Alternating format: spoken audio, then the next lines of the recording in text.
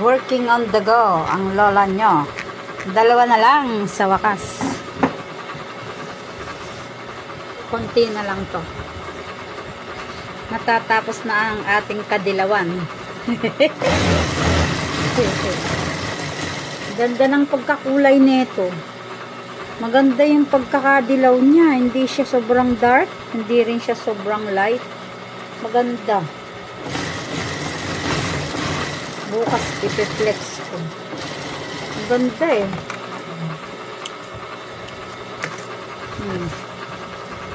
Maganda yung pagkakadilaw.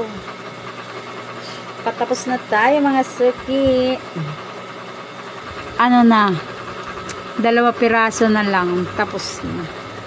Pangalawa to. Oh ha?